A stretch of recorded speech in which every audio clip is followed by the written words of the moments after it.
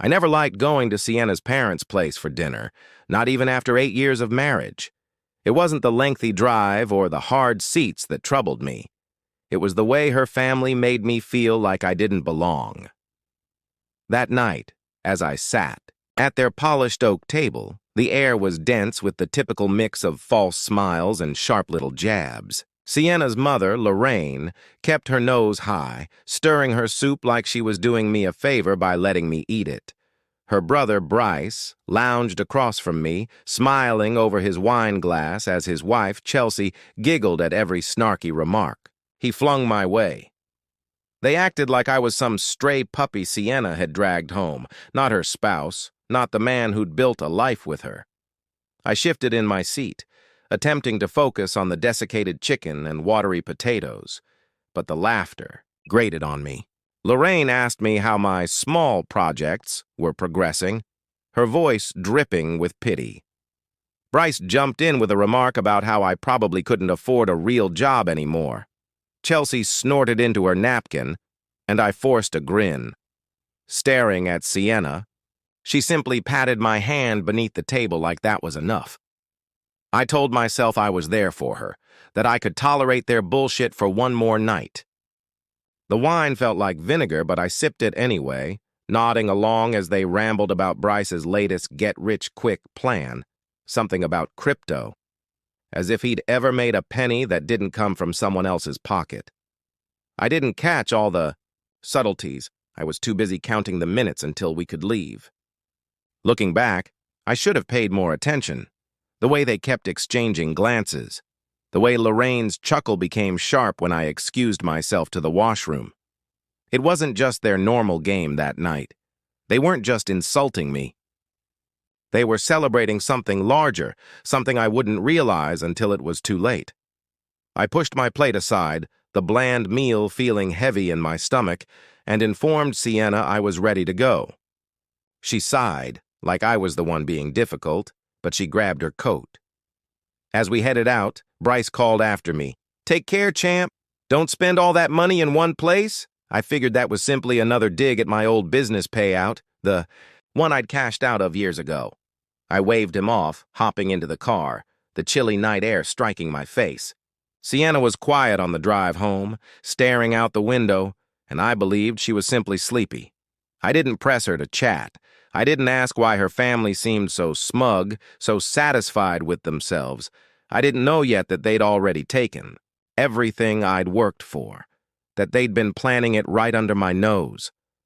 All I knew was that the food left a nasty taste in my mouth, worse than the cheap wine, and I couldn't shake the feeling that something was off. If I'd followed that gut hunch, maybe I'd have seen it coming, but I didn't. I just drove us home, the headlights cutting through the dark, thinking the worst part of my night was already over. How wrong I was. I couldn't sleep that night after the dinner, my mind replaying Bryce's foolish grin and Lorraine's smug little words. But I chalked it up to their usual drivel. The next morning, I sat at my desk with a coffee, ready to pay a freelance designer I'd hired for a logo build, something small to keep my creative side alive. I clicked into my bank account, expecting to see the same balance, the payout from selling my business years back, the one I'd been careful with. Instead, the screen displayed 36 cents. Only 36 cents. I blinked, rubbed my eyes, and refreshed the page, thinking it was a malfunction. Or maybe the bank's app was messing with me. But there it was again, 36 cents. Like some kind of cruel joke.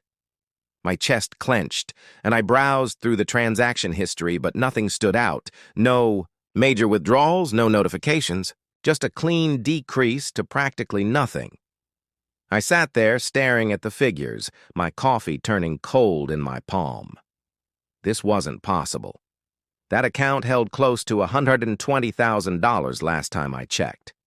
The money I'd saved. I took a deep breath and called out to Sienna, who was in the kitchen, humming softly to herself like it was any other Saturday. "Hey, did you move some money or something?" I kept my voice steady, casual even, not wanting to sound like I was accusing her of anything. She strolled in, drying her hands on a towel, and gazed at me with those serene brown eyes of hers. "Sure," she said, like it was no big deal.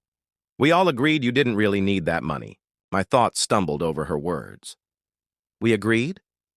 I laid my coffee down, the ceramic clinking too loud against the desk. "What are you talking about? Who's we?" She didn't flinch, didn't hesitate. "Me, my mom, Bryce, Chelsea. We talked about it. You were just storing it, you know? We did something smarter with it." The room seemed like it tilted. I grasped the edge of my chair to steady myself. "That money was mine," I said, each word feeling heavier than the last. "You can't just take it." She cocked her head, a little smile tugging at her lips. "It's our money, isn't it? We're married." I wanted to scream, to shake her, to make her understand how absurd this was. But I just stood there, my hands clenched at my sides. 36 cents. That's what they left me with. I thought about calling the bank, seeking answers, but her words kept echoing. Bryce, Lorraine, Chelsea, they were all in on it. My own wife had delivered them my life's work like it was spare change. Then, a knock rattled the front door. Heavy, deliberate. Not the kind of knock you ignore. Sienna froze, her head tilting toward the sound. "Who's that?" she asked, her voice tightening just a little. I didn't answer. Just moved to the door, my heart racing. I had called my cousin Jules a few weeks back when I'd noticed small amounts missing. Nothing major, just 100 here, 50 there. He's a cyber forensic specialist, good with numbers, good at tracing things people don't want found. I hadn't told Sienna about it, hadn't expected it to lead to this. But now I was glad I'd made that call. I opened the door, and there they were, 3 people in dark coats, badges clipped to their belts. The guy in front, a tall man with a buzz cut and sharp eyes, moved forward. "Mr. Carter," he said.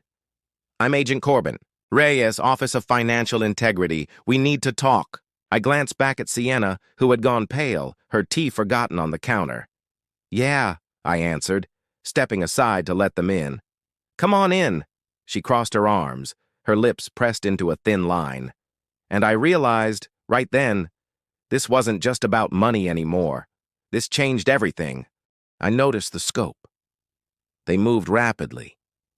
I hung up, staring at Sienna, who wouldn't meet my eyes. "Conservatorship?" I said the word. "You were going to let them lock me out of my own money forever?" She shook her head fast. "No, it wasn't like that. It was merely words. Just in case." "In case what?" I snapped. "In case I fought back?" She didn't answer, and that was answer enough. I thought of Bryce's crypto crash, Chelsea's cleared debts, Lorraine's false advisor act, all components of a plan to strip me bare and leave me powerless. My hands curled into fists, nails digging into my palms. I trusted her, slept close to her, built a house with her, and she gave me up to her family like a sacrificial lamb. "Who came up with it?" I inquired, my voice steady now. "Colt." She swallowed hard. "Bryce started it. Said we could use the money better. Mom pushed it. Said it was legal if we did it right. I just went along." Just went along? Like it was nothing? Like betraying. Me was a casual choice? I stood up, towering over her, and she shrank back. "You didn't just go along," I said. "You signed my name. You lied to my face." She started crying then, gentle sobs.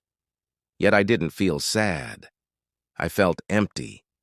The true plan wasn't just robbery, it was control, a slow choke to steal what I had left. I thought of those dinners, their laughing, the way they looked at me, like I was beneath them. They had been plotting this for months, maybe longer, and I'd been too blind to see it. My phone rang. Corbin, calling me to meet tomorrow. I didn't reply. Yet I moved to the window again, peering out at the dark street, my reflection a fuzzy mess in the glass. Sienna's tears faded to sniffles behind me, but I didn't turn back. This wasn't over. Not for her, not for Bryce, not for Lorraine. They wanted to bury me in their falsehoods. But I wasn't going down that easily. I'd fight, not just for the money, but for the truth. They had underestimated me. And that was their first mistake.